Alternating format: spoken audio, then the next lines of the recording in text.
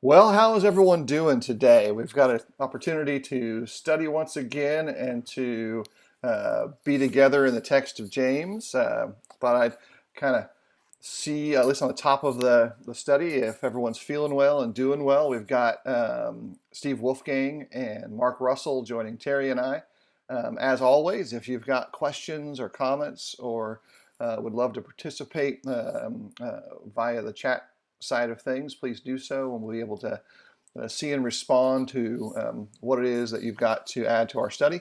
But before we get too deep into that right now, let's kind of go around the horn a little bit. Mark, you doing all well? All right? Doing fine. Coming to you from the church building today. My wife is on a Zoom meeting with her other grade level teachers, so I got booted out of the house today for you, brothers. Probably for the good. Steve, you doing all right? Yeah, doing good. Is this an appropriate place to share? I was telling the guys earlier about my mother is 94. She's in an assisted living facility in Indianapolis, which means, of course, in this present distress, we can't get in to see her. She had 2 strokes back in February, so she's not any longer able to even dial or answer her phone. So we're dependent upon hospice staff and on-site staff to communicate with her at all. And it's been agony for us not being able to do that. So again, I'd ask an interest in the prayers. We know everybody has their own concerns and so forth, but I would appreciate it very much. Thanks, guys. Absolutely. And as we've kind of done throughout the course of these studies and Terry and I's regular, preacher studies that we do, we love to encourage folks to not only pray for each other, but for us and for things that come up of emergent special needs. Terry, you look a lot fancier today. It's good to see you all high def. Well, some of us deserve to be in high def, and some of us don't. That's all I'm going to say about that. But just good to see everybody this morning. Look forward to our time with Mark and Steve, two Danville, Kentucky connection boys there, and I'm looking forward to sitting back and just listening to them a little bit. I was thinking as we were getting started, I don't know if this is the 4 horsemen or what. We need some ominous name with the 4 of us up there. It seems like the 4 horsemen of the Topocalypse, the Topocalypse. Yeah. Well, the corn apocalypse, maybe. Yeah. Too soon. Too soon. Looking forward to our study today. Together, though, is pick back up in James chapter 3. Jerry, why don't you go ahead and start us off then, reading from James chapter 3 and read verses 9 through 12 for us, if you could. Yeah, James 3, 9 through 12. With it we bless our Lord and Father, and with it we curse people who are made in the likeness of God. From the same mouth come blessing and cursing. My brothers, these things ought not to be so. Does a spring pour forth from the same opening both fresh and salt water? Can a fig tree, my brothers, bear olives, or a grapevine produce figs? Neither can a salt pond yield fresh water.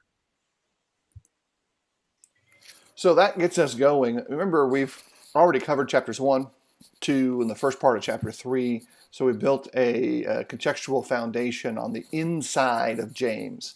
We've also reached out to the outside of James, paying attention to its interwoven nature with the work of Jesus and his teaching, significantly in the Sermon on the Mount, but also broadly. James really also pulls from the Old Testament prophets, because that's also the wellspring that Jesus uses a lot to teach from. And so there's a lot of that going on as well. This particular section here follows after a deep discussion of the power of persuasion, the way your words work, whether that be for education, for encouragement, for admonishment, or broadly just in any spiritual context, if you kind of start thinking through each of those steps. And now he is driving towards a conclusion, and one of the things will come up towards the end of the text is a really visual illustration that ties into the teaching of Jesus. But here he makes that contrast, verse 9, with it, the tongue. We bless our Lord and Father, and with it we curse people who are made in the likeness of God. Jesus and James really present contrasts for us that at least should make us begin to think. And I know I've got a question specifically for Steve on this one, because I've heard him teach on the subject of being made in the image or likeness of God. Is there anything from your prior studies in that area that you think is relevant for this unique comment that James is making, or is it not really connected to that Genesis narrative? Well, I'd never thought about making the explicit connection to Genesis. I mean, what you've heard me do is more in the context of our marriage seminar, where we're Right. talking about the complementary roles of Betty and I together of male and female, and the image of God in Genesis 1 is explicitly said to be male and female. I mean, we're created in the image of God, and then the next phrase is in the same verse, same sentence, basically is, in his image he made them male and female, which doesn't mean that God is some weird bisexual creature, but that it took when he began to create humans in his image, that it took male and female to complement, with an E, or to several E's actually, not paying a compliment, but to complete the idea. And I think there is a kind of an inclusiveness here. I mean, this is addressed at the head of the chapter specifically to teachers, but I think the comments are inclusive. So, but I don't know that I see a particular. I mean, when I first began using that idea, I thought it was really one of the most unique ideas I'd ever had. And then Karl Barth says the same thing. A lot of other pretty heavy duty commentators when you get to looking into it. So, but I'm not sure that I see a connection here. Is there a question behind the question, or there's always questions behind the question? I think there's an inclusiveness in the text that is general. And I think tying it to the inclusivity of the whole story of the scriptures, that in contrast to some of the ancient Near Eastern religious practices of antiquity, which often skewed one way or the other, gender specific wise, moving it into cultures from 1st century to 21st century, we skew one way or the other for the most part. Rarely are we inclusive, and yet Jesus is balanced. The Old Testament is generally balanced on the religious side, not on the people side. People are weird in every generation.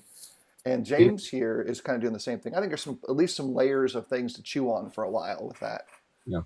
I was looking at Scott McKnight's commentary this morning on James. Not that I'm a fan, but whatever. And he makes some interesting comments, sort of against type in some ways, against the inclusive language translations, or not against it, but he points out there's a downside, for example, at the head of the chapter 2, translating it, my brothers and sisters, that there's an impact of simply leaving it the way that it is in the original. And so while I certainly think you're correct that this applies to all, no race, tribe, tongue, gender, whatever is excluded here, as with any admonition. But again, I don't know that I see a specific Genesis connection here. I could be wrong. And Terry and Mark could hop in too. One of the things that I was percolating in my brain this morning about it is the way in which Paul makes a similar argument in regards to treating your brethren a particular way, and he uses a terminology, for whom the Lord died. The argument type is the same. The undergirding strengths are separate, but he's basically saying, look, remember either A, who made them, or B, who died for them. That should change the way you behave. And I think that's the first part of the things that we see. Mark, what you got bringing to the table here? I've started off with maybe a little too deep dive. I put my scuba gear on, as Terry might say, a little too soon. So help us get back to the surface. Well, yeah, I'm definitely a snorkel kind of guy here rather than a scuba guy. We're not even snorkel guys, Mark. Well, I don't know about you, man, but I sink. But anyway, the first thing that jumped out to me was the Matthew 12. He calls the scribes and Pharisees a brood of vipers. How can you, being evil, speak good? And this irony of how is it that on one hand you go to church on Sunday and you bless God, and then you live the rest of your life, the rest of the week, cursing people and being evil to people? And he's obviously bringing out this rhetorical argument that this can't be so, and it's showing your heart. It's showing what's in your heart. Because a lot of folks on Sunday said, well, I'm a good guy because I go to church. the tongue is sort of a litmus test that James is saying, and it's showing us how careful we ought to be, like we talked about yesterday, how careful we ought to be because of the power of it. Yeah. Um, Go ahead. Diving a little into that idea of verse 10, especially, I think it was, I was reading this morning, I think it's Richardson that said, he used the term schizophrenic, that we are schizophrenic in regards to our tongue. And that struck me as a pretty powerful statement for this section. And I mean, I can confess, when I was a teenager, I was in a section of the country in a church that was, around 100 people, and I've always been big into music, so I was the one of the more regular song leaders on Sunday morning as a young teenager, 14, 15, 16. The problem at that time, because I moved from that area at 16, was I was a living example of this passage, that I'd get up and lead songs on Sunday morning, but on the rest of the time, I was at a school where I was the only person who professed to be, what we would consider a disciple in that sense. And at least to my knowledge, I didn't go to church. Let me put it this way: I didn't go to church with anybody at my high school, so there's nobody to rat me out. And to fit in a difficult time of my life, I used a lot of foul language. And looking back, that's a living example of that, of what this is saying, the schizophrenia of my tongue, that I would go and I would lead an entire congregation in praises on Sunday morning, turn around Monday through Friday, and honestly Saturday and Sunday afternoon, probably when I was with my friends, just completely the opposite. And I don't think I'm the only person that's ever had that issue. I think that's what James is saying, is that that's a pretty common problem. Yeah. And something that we kind of need to be aware of in that sense. I will add this. I mean, in the South, there's an idiom or a phrase or a statement that's made, bless your heart, bless her heart, bless their heart. And Bless their little heart. yeah, Bless their little heart. Little heart. you can, all kinds of variations of it. And it sounds so sweet if you don't know what they're saying. If you're not from around here, it sounds, oh, that's so sweet. I'm like, no, it's not at all. Bless their little heart. He's dumber than a sack of hammers. That's the typical. Yeah. Then all of a sudden you've let everyone in on the secret. Yeah. And I think we can see it in that level. Like everyone kind of knows, okay, you're just trying to be politely mean. If that's a thing, I think it is a thing. But I think we do it on a lesser level too. Basic manners encourage us to say please and thank you. I'm sorry. I love you. But we say those vainly. We even go one step further to tie Terry's comment together, and that you can include myself in that way, especially as a new convert, as I was struggling to mature in my private life as much as my public life needed to be transformed. But if you remember from our times at Florida College, that was a common thing in the age bracket of the college kids. But then you go to folks as an adult, it doesn't leave. Adults struggle with all this same stuff too. And we manifest it with things like, I'm praying for you, and then we don't go pray.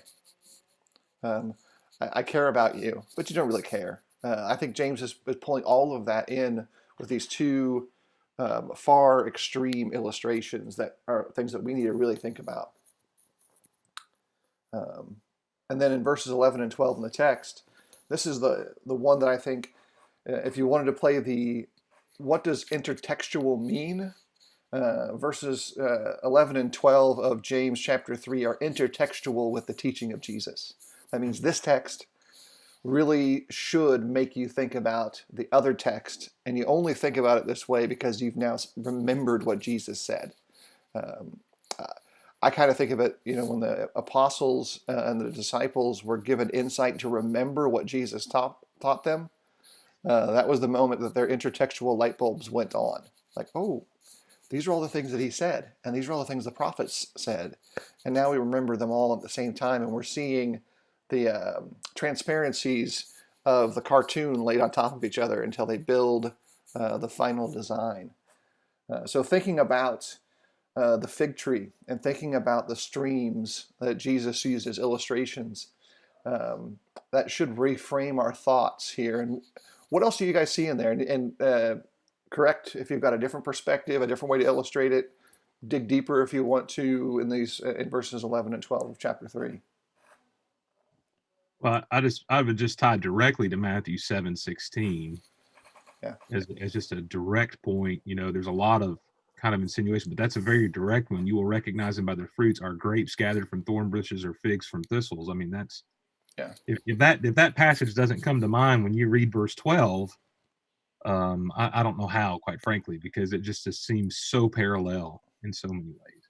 Yeah.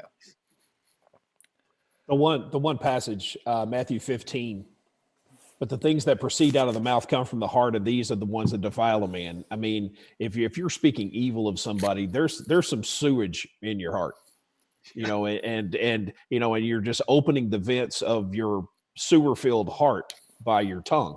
And, Terry, I will confess that I had the same issues. I knew we were brothers from different mothers, but I didn't know how similar it was. Scary.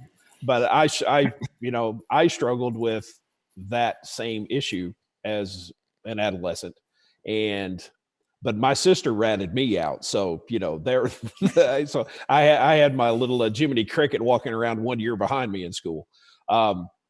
See, I was the youngest, and my sister set the bad example, so it's all her fault anyway. Oh, nice. Ooh. Yeah. She's probably watching this right now, or she will.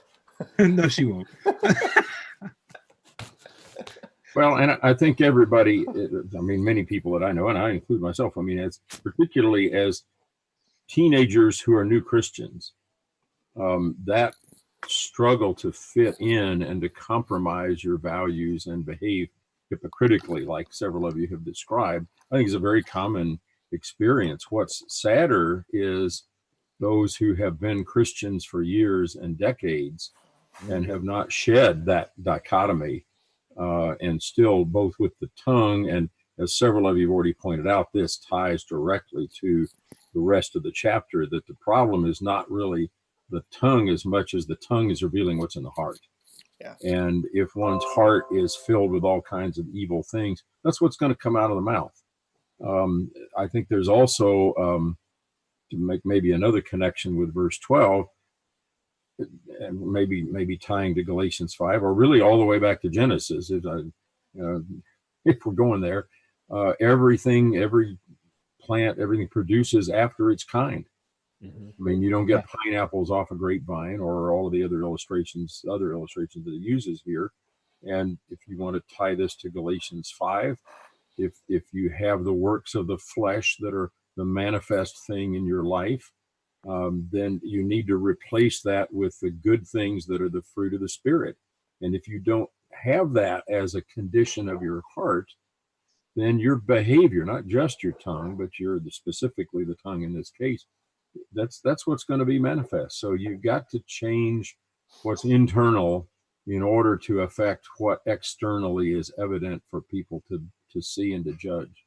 Yeah. Yeah. I remember another conversation Steve and I had about 7-8 years ago, maybe newer than that, that tied together a side note of this. All of us have probably struggled through congregations that have business meetings at times. Those are not healthy conversations at times. Other times they can be wonderfully good because it's all kind of a function of what you're dealing with. But a simple observation became, look, how a man behaves in that meeting is very likely how he behaves at work, and it's very likely how he behaves at home, because we tend to think that we are disconnected and we have some sort of masking ability that in this box I'm this way and in this box I'm that way, when in reality that's an architect of our mind. We've structured it in our head, and that's just how we are. And James is telling us, if this is how you are on another level, maybe you need to examine the confines of your heart and do some heart surgery, because what's being produced is bad fruit. I think my exact phrase in that conversation, Phil, was the guy who's a jerk in a business meeting is going to be a jerk at home, is going to be a jerk at work. And we've all had the experience, I'm sure, of sitting through the 20-minute business meeting discussion or disagreement about where to buy a box of chalk. Yeah. I'm not. I'm just surprised it only took 20 minutes. Yeah. Mine have always been an hour. That was, we were in harmony. Yeah. Yeah. I mean, I think it's just an illustration of the practicality meets the spirituality pretty quickly there. Well, Phil, Allergies, not COVID. That and digital COVID. Anyway, My computer's in I think that the sort of microcosm that you from the business meeting to the power of the tongue and all of that. I think that's a great wrap up for all of these 12 verses, and how there is such power evident in the life of human beings. God has made us powerful people, and how we use it, whether for spiritual or fleshly ends, is evident. And we can use it for the greatest of blessings. I've been in business meetings when great things happened, but I've also been in business meetings, and what we do is we remember the bad more than the good. Yeah. And that idea is use it for powerful, good things.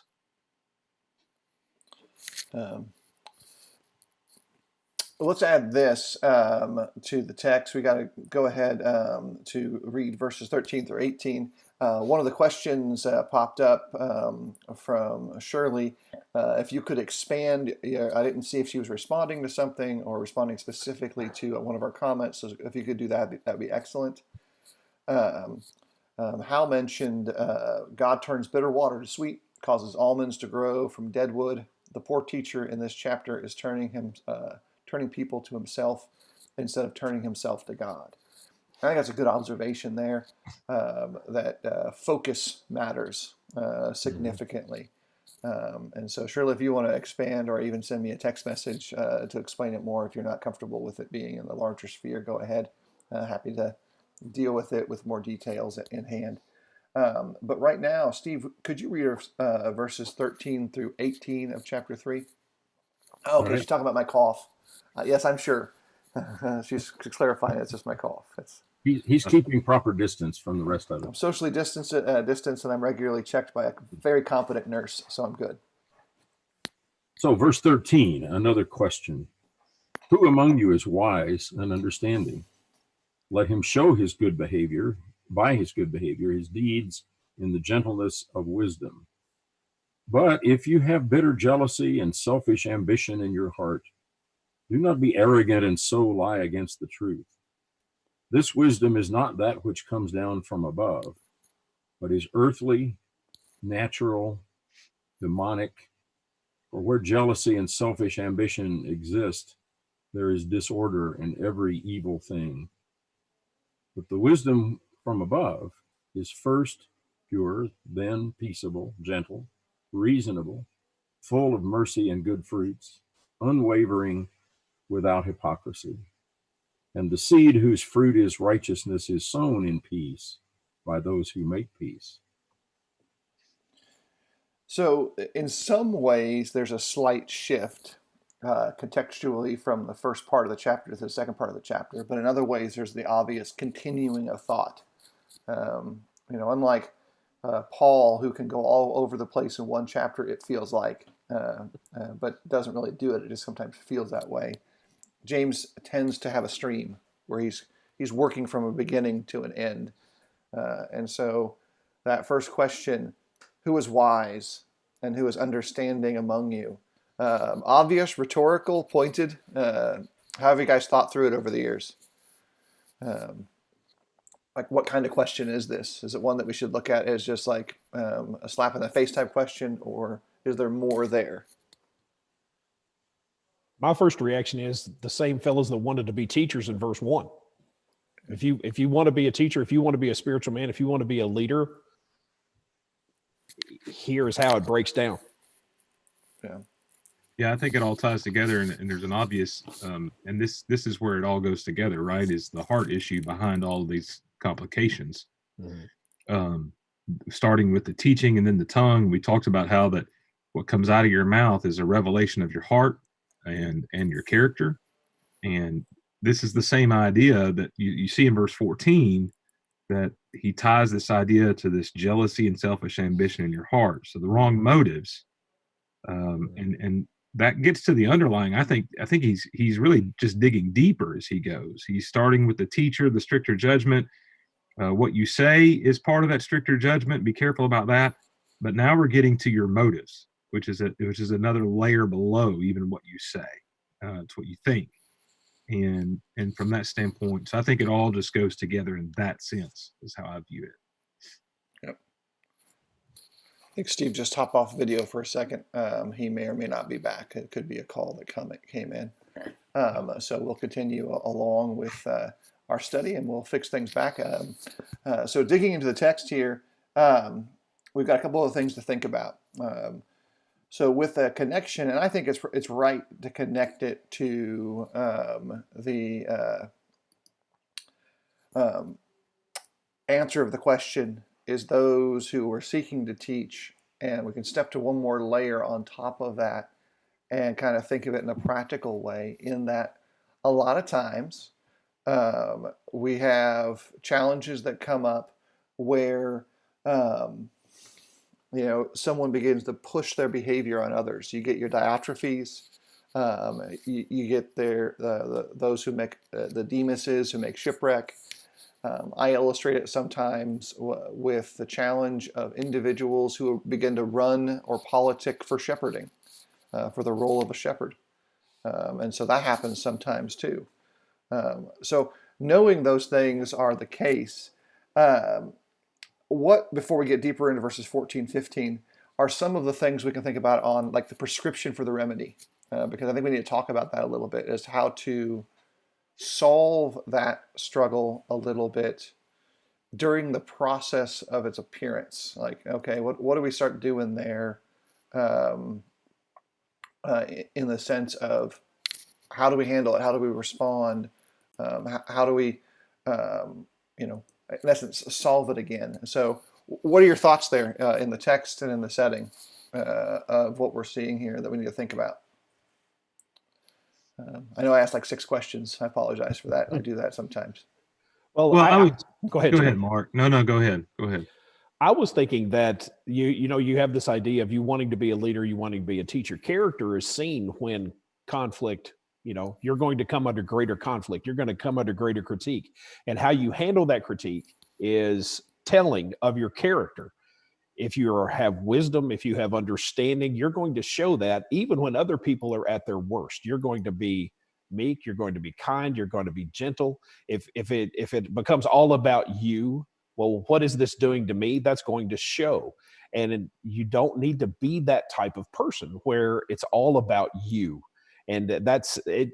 And maybe I'm seeing too much, but I just I'm seeing the flow of all of this. And it's not just for leaders. I mean, in a home situation, if the husband is some egomaniac, then everything is all about him, that shows too. And so I think he's talking about the wisdom of leadership and teaching and just spiritual examples throughout all of this. Yeah, I'm going to, well, I'll phase back into confession time real quick. That for me personally, one of my greatest struggles as a teacher has been some tenets of this. I'm surprise, I'm a very type A personality. I don't think that's a big revelation. And one of the major tenets of a type A personality is the ego that goes along with that. Now, we dance, us hyper type A's sometimes dance a fine line between ego and confidence. And the confidence is a good thing. When it becomes an ego, it's a bad thing. And one of the challenges that's faced in that, when you're teaching, for instance, is when somebody disagrees with you. And I've not always handled that well, because part of my personality is this idea that I'm right. I mean, that's just how I'm wired. And so I know that has been, and by the way, the minute I think I've got that under control, it pops its ugly head back up. Okay. And so one of the things I think teachers have to do is be very honest with themselves. And some of the issues I've had in my work, and that's no secret either, and I've written posts about that on my personal page, have to do with that same character flaw. And that when there's a conflict, there was a time where my selfish ambition overrode what was probably best. Now, and that's been to my detriment, and something that obviously I'm self-aware of more now and something I'm on guard against. But honestly, like with the tongue, with me, probably will never be truly conquered. That's going to be a daily struggle for me. I'm going to have to try to fight. And I think that's part of what this is helping teachers to see, hey, this is part of the challenge when you're in this role. When you're teaching a class, when you're in a leadership role, one of the challenges that comes along with it is that challenge of maintaining the proper balance of the power that's been delegated to you in that situation. Yeah, I want to bring That this in. that is something that's not always easy for Yeah. folks. I know some guys, it's really easy for them. Okay. Well, maybe And- it seems easy. I don't know. Seems easy, yes. I was But gonna say, no, I know some guys that I've talked to who, in comparison, let me put it that way, it's very easy for them not to have that struggle. Yeah. All right. Um, But now let me add this. There's other sides of that kind of personality that are weaknesses, while that may be a strength. So that's neither here nor there, but just needs to be pointed out. well, But all of that, that's one of the things I think about. Is one of the things I have to keep in mind for me is that when I become, let's say, power hungry to be the most, or controlling, that's one of the things that sticks out from my study here is that's demonic. That's the opposite of righteousness. I think That's when I've left what God wants me to do. if you tie this to some of the prior context of James, where he's talked about it, I would say, that it's not so much just your nature as how do you control your nature. I mean, all the way back to James 1:19. This, this ought to be obvious to us. Let everyone be quick to hear, slow to speak, and slow to anger. Where we sometimes get into trouble is an angry response to something that we may view as a challenge to our, quote, authority, or to our status or position as teacher, or what we imagine ourselves to be as a leader. And James is saying you have to learn, whatever your inclination is, Right. whether the particular impulse is hard or easy for you, you have to learn to control that. You can't have these outbursts of anger, again, reflecting a condition of the heart that comes out through the mouth. And then again in 126, when this is a point we've all already made, but if anyone thinks himself to be religious, as the New American Standard has it, and yet does not bridle his tongue, so he's doing the pious thing on Sunday morning, and the rest of the time his tongue reflects his actual condition of the heart, he deceives his own heart.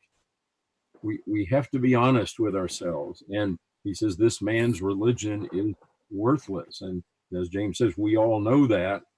That's the easy part. The hard part is putting this into practice and overcoming the selfish, jealous, demonic impulses that we have that sometimes come out as an overemphasis on things that are good. How many, for preachers, how many gospel meetings do you hold a year? How many people have you baptized this year? How many countries have you been to preach the gospel? Those are all wonderful things that produce good fruit, but they can also become badges, if you will, or notches on the six gun, or whatever analogy you want to use. And it turns, the ugly part of it is it turns something that's good and right into something that's ugly, sensual, demonic, earthly. Those are the words that are used to describe how the evil one himself takes our good impulses and turns them into evil. Yeah, and to follow that up in the context of teaching, sometimes you're right? I mean, sometimes you are right, but the way you respond ruins the value of being right, because you respond out of selfish ambition rather than glorifying God. Yeah. And I think that's one of the things. It's like your examples of baptisms and meetings, all good things, that if we're not careful, we abuse for our own personal usage rather than keeping the proper focus in place. Yeah, let me add a couple quick things. Jared commented from YouTube. He said that miracles are all about producing supernatural fruit from natural seeds. Is the meekness of wisdom from above the miracle which transforms a natural man into a supernatural agent? Quotation or teacher. I think that illustration of it is, at least to me, absolutely true in many senses. You know, we always try to, some things that are true. We know that God is willing to grant us wisdom. He asks us to pray for it. He says he'll do it. We know that God is not done working in the world. We just don't always know how, what, why, where, or when. We know those are things are true. We know that Jesus can dwell within us. We know that the Word can dwell within us. But he's not always, it doesn't specify how in many senses. It just says it does. It doesn't supersede our own abilities. It doesn't take over for us. But it's not there for no reason. And so all these things are kind of competing truths. They're all true. They compete with one another for space in the final answer. But really, that is transformation is a supernatural event, no matter how we want to try to turn it into some sort of agnostic look at things. Like, God's not part of our transformation. He's absolutely part of our transformation. It's a huge thing. And I think Jared did a good job of kind of correcting it on one of the many layers of it. Tim Beckley pointed out that a teacher is equipping or creating an environment for learning is really the combination of humility and wisdom. And those two spheres have to kind of work together to create that solid outcome. I think there's two good perspectives from those who are on the outside of the video side of things I wanted to bring in. Don't miss Hal's comment down there. Marriage has taught me that being good is more important than being right. I was going to get there. That is. He ain't going near that. Yeah. That's an absolute truth that I will not touch again with any kind of 10-foot or 100-foot pole because. Oh man! Well, when you said not with a 10-foot pole, I thought about our text exchange last night after our Bible study, Phil. So. Yeah. I'm not going to comment on that because I've already run that train into the tracks off of the edge of the cliff. All of this kind of fits into the same big picture view of things. Because remember, the audience here is a dispersed group of believers who are now struggling for the immediate context with not having the security of whatever home was like for them. They're all outside of their comfort zone. And all of them, we begin to think of them in different ways the more we see these various Christians develop in the story of the scriptures. We see Peter differently in Jerusalem than we do later down the road. We see Paul differently in Jerusalem than we see him later down the road. And James as well. All of them are going through that crucible of change. But in all of it, God right here is pointing to a practical thing. Look, if your goal is to sow the seed, whether in your own heart or others, it kind of has to start here. I think a verse that speaks to me, I mean, we can talk about, and we have talked about a lot of the negative things in which these, the lack of control, the lack of expression in things of, the whole, what we discussed here, but the positive side of this, the flip the coin part, verse 17, the wisdom from above is first pure. Yes, there's a purity about it, and that's the bait it has here, full of mercy and good fruits. With, as I talked about Galatians 5 earlier, I mean, if this is not a reframe or at least a similar expression of the difference in the works of the flesh, earthly and demonic and sensual, compared to what's peaceable and full of mercy and has good fruits, I mean, that's what we have to strive for, and that won't happen until we put that kind of fruit in our heart. Then the tongue will speak what is there. Yeah, the Old Testament text of looped together had gone, and effective things to point out is they probably so. Andy, through the scattering, I think that's pretty clear. By what again from the text of James 4 verse. Listen to you, brother. Yeah, Terry. We'll go around any last comments before we close out. Last thing that jumped out is after purity things up. Things will get stirred up when you pray. Appreciate the opportunity to be here. I think one of this, Ben, there's a kind of we have visitors from all over the country, and we Similar symptoms to others who are struggling right now, and expand our hearts enough to everybody. I speak boldly. As much as I can throw around some of these references, that's when that one comes out.